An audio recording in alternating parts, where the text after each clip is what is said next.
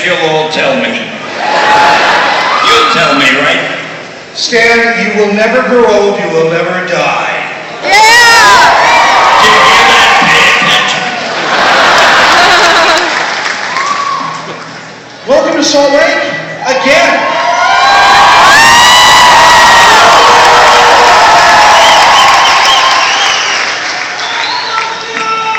Excelsior! All right, now that we've covered that, it's been nice seeing you. We have to do this again sometime. Well, gosh, it's good to have you here. We're going to have questions from the audience. Hold it. I have a hearing impediment. I can hear fine and normal sound. I cannot hear what you're saying when you talk into that. So, when you talk to me, when you talk to them, use the mic, but I won't know what you're saying to them, but I'm really not interested, so it doesn't matter.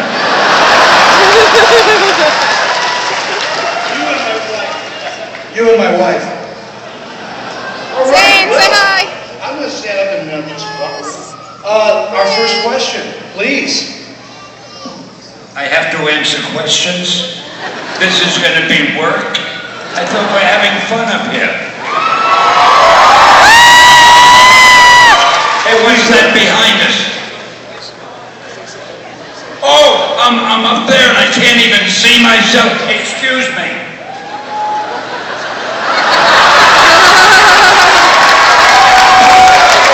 See you all later.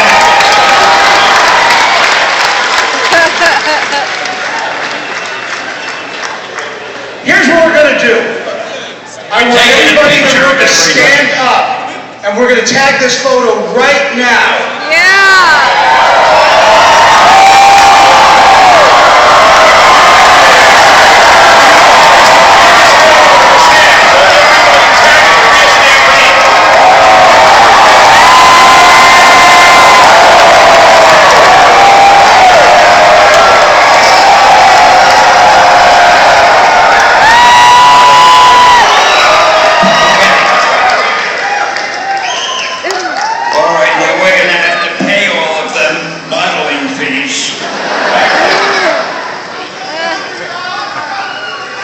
We'll do it for your audience. Wow, do I look great? No wonder you all applauded. I'm lovely. The picture just got posted on Salt Lake Comic Con on Facebook. Tag yourselves all in it. Okay. You shouldn't have said that. Now they're all going to want to leave the auditorium, go find the picture, and look at themselves in the picture. All right, what do we do? Let's talk to this person. What is your favorite Marvel character? Spider-Man.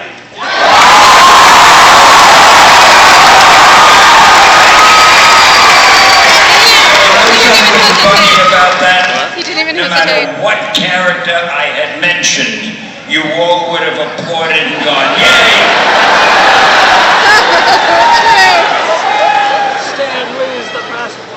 First of all, I'm sorry for the shirt. My name is Lance. Who would win in the fight? The Hulk or Thor?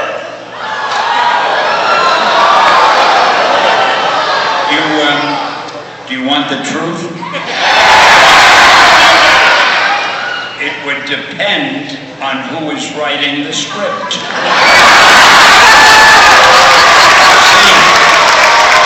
I'm going to tell you something, but I don't want it to leave this room. These are fictitious characters.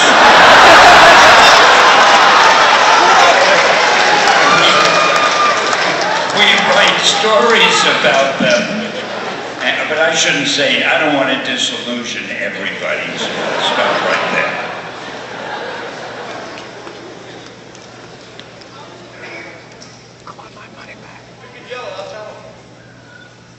How did you feel about your characters when they were turned into? When they were what? Oh, I loved it. I tell you why. The movies were great, as you know, and I had movies, but a lot of people give me a lot of credit for it, and I'm such a phony, I accept the credit.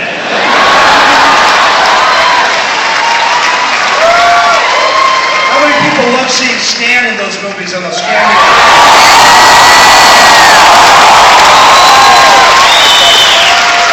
I'm going to tell you a secret, if you could all keep a secret. One of the reasons that the movies have made so much money is because of me, and I'll explain why. You know, I do these cameos, and the cameos are very brief, and sometimes if you blink your eye, you could miss a cameo. So what happens when somebody misses a cameo? He or she runs to the box office, buys another ticket, and sees the movie again, wanting not to miss the cameo.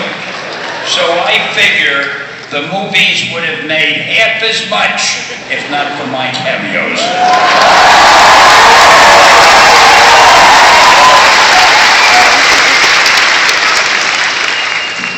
First of all, thanks for coming. And then the second question I have is, how do you feel about what's going on in Spider-Man universe right now? I have no idea what's going on. I haven't had time to read the books. Somebody told me, I think that Dr. Octopus is now Spider-Man, or Spider-Man is dead, but it doesn't matter what's happening. In a few months, everything will be back to normal. It always is. But seriously, it's a terrible thing to say. I really do not have time to read the books and follow what's happening. So to me, I go back so far. All the characters are still alive. Gwen and Mary Jane are still running around dating Peter. I haven't read the books for years. No, not for years, but for the past 8 or 10 months anyway. The question is, how did you get inspired to create all these wonderful characters?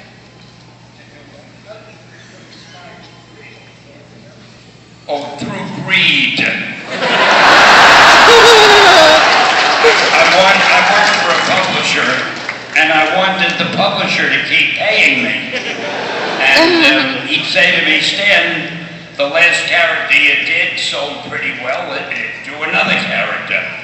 So I figured, well, maybe I'll get a raise, or I'll keep my job. It was a job, that's all it was.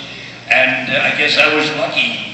I was also lucky because I worked with the most talented artists that there have ever been in comic books.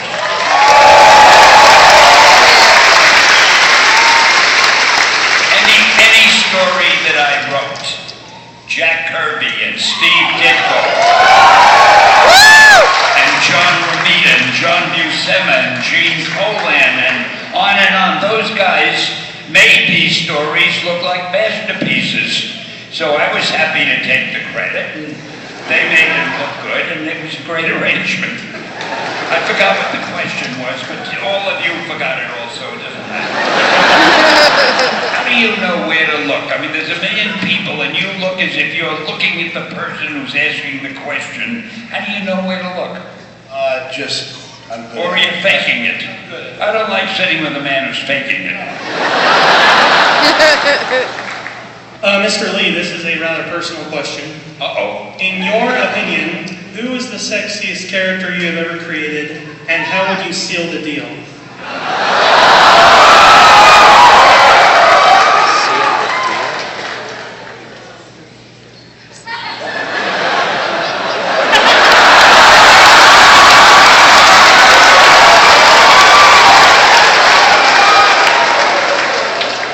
This isn't being broadcast anywhere where my wife will be privy.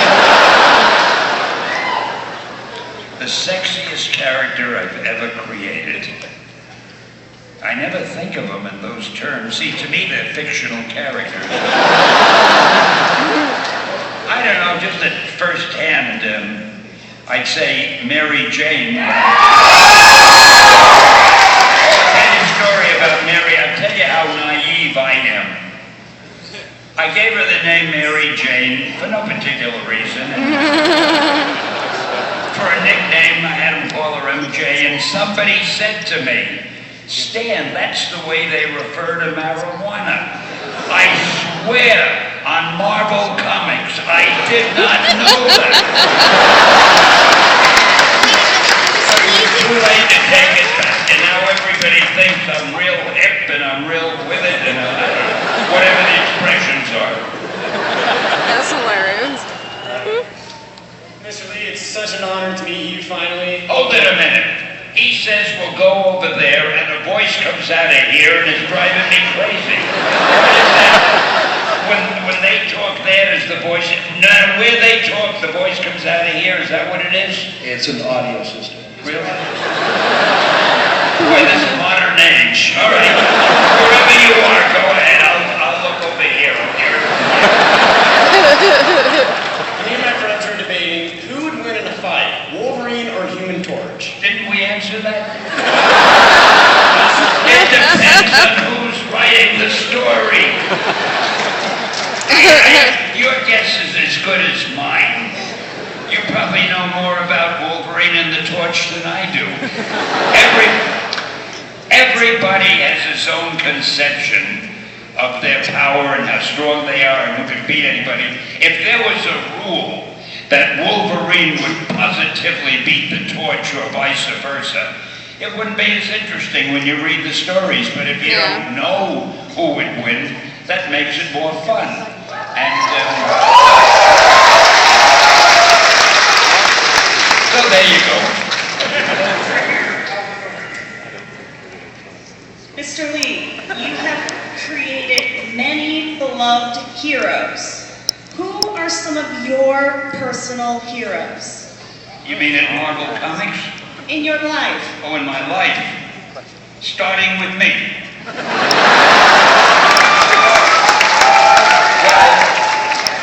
When I was a kid, about 10, 12 years old, my big hero was Errol Flynn, if you know. Some of you may know. Errol Flynn was the sheriff of Dodge City. He was Captain Blood. He was Robin Hood. And he was the greatest guy with a sword you could ever see. So there I was, 12 years old. I would leave the movie theater with a little crooked smile, the kind I thought that Errol Flynn would have. And I'd be looking around for some little girl that might be bothered by a bully, so I could go and defend her. That's how Errol Flynn affected me. That's cute. I wanted to do good deeds.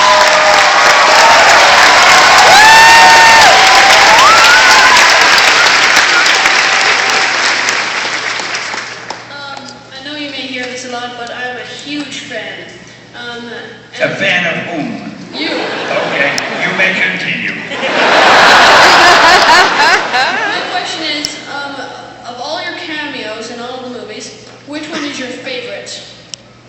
Oh golly, I don't even remember them all. I kind of like the one where they wouldn't let me into the wedding at the Fantastic Four. And I like the one where Iron Man thought I was Hugh Hefner. And the funny thing about that was nice to do, because there were these three pretty blondes, and I was supposed to stand with my arms around all three of them. Now, naturally, if you're going to have your arms around three pretty girls, they have to be pretty close to you because your arms aren't that long. So that made it nice. But in order to look like Hugh Hefner, they wanted me to smoke a pipe. They put a pipe in my mouth. So I want you to get the picture. I'm standing up, my arms are around three pretty girls, and I got a pipe in my mouth. Robert Downey Jr. passes behind me and says something like, "Hello, Hef," I don't know. And I'm supposed to turn around. So I had the pipe in my mouth, and every time I turned around, the pipe hit the girl next to me. If you ever see that movie again, you'll notice I'm not smoking the pipe, and that's it. By the way, I have something very important to tell you. I'm sure I'm such a big hit here now that I'll be invited back next year.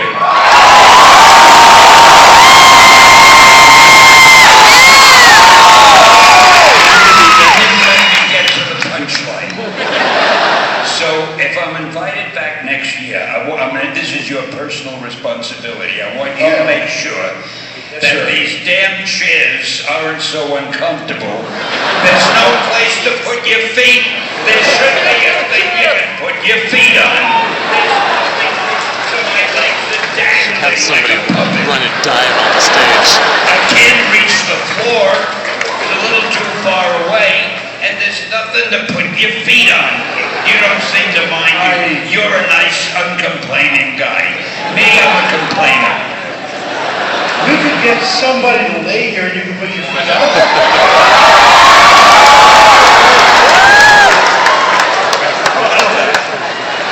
We have a volunteer. Get away, go out the door. Start over. All right, let's be incredibly serious and dull.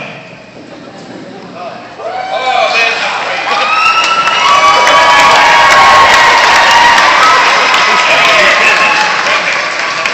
That's so cute.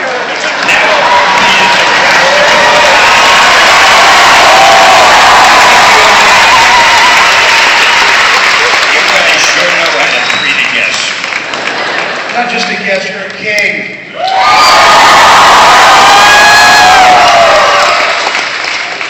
Oh, that's why I always like Dr. Doom as a villain. Those of you who know Dr. Doom, I'm going to tell you something about him. He's the king of his own country.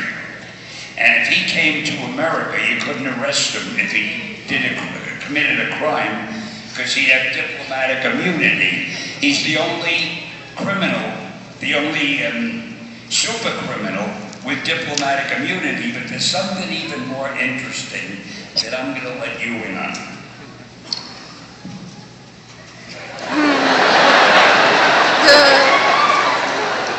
You know what Dr. Doom wants. He wants to rule the world, and that's common knowledge. Man wants to rule the world. And he's one of Marvel's worst villains, biggest villains. But if you really think about it, those of you who are scholars and who really specialize in legal matters, you could walk up to any policeman in any city and you could say, "Officer, I want to rule the world." It's not a crime. He couldn't do anything to you. You could want to rule the world, and you could say that. Nobody would do anything. So if you really think about it, Dr. Doom, who's one of the world's worst criminals, doesn't do anything you could be arrested for. Now, DC never dreamed up a character like that.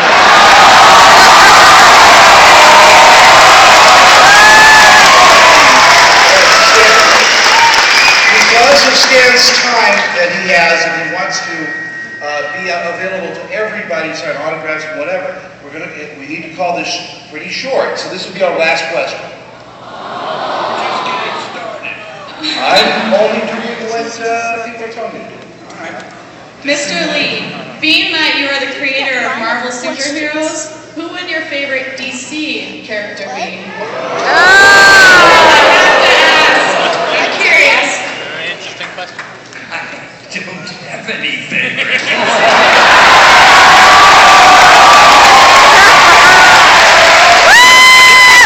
Seriously, if I don't have time to read our own books, you think I'm going to make time to read DC? I'll tell you one last thing, though, since we have to break it off. I'd like to end by imparting some scientific knowledge to the people I've been talking to. I feel you deserve it, you rate it. So I'm going to tell you the difference between Marvel and DC when it comes to science, and how Marvel is more scientifically accurate than DC is. We're going to start with Superman. You've all seen Superman fly in the movies, right? And in the books, those of you who read the books. He has no visible means of propulsion. He just Goes like this. And he flies. Now we'll talk about Marvel. Take a character like the mighty Thor.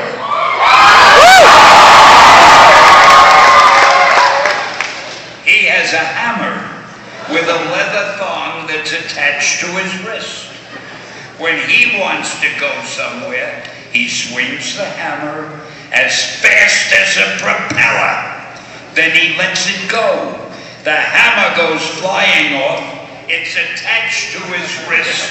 It pulls him with it. Scientifically sound.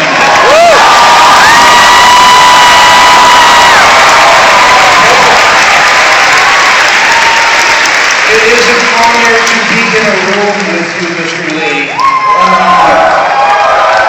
I'm going to take a second here to introduce you all, the crowd.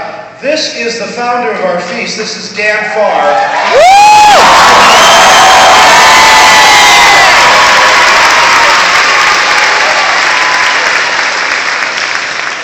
I wanted to thank Mr. Lee for being here. It's such an honor. Yeah, I imagine. Yeah. Just a quick secret. We had to send the Incredible Hulk to get him to come. We wanted him so badly. Lou Ferrigno said to talk to him personally to get you here. He said he'd beat me up if I didn't come. I was trying to be nice. But thank you so much. Thank you all for making this happen. Hey, I gotta thank you. You are the greatest audience, the greatest people. You're the nicest people I've met at any convention.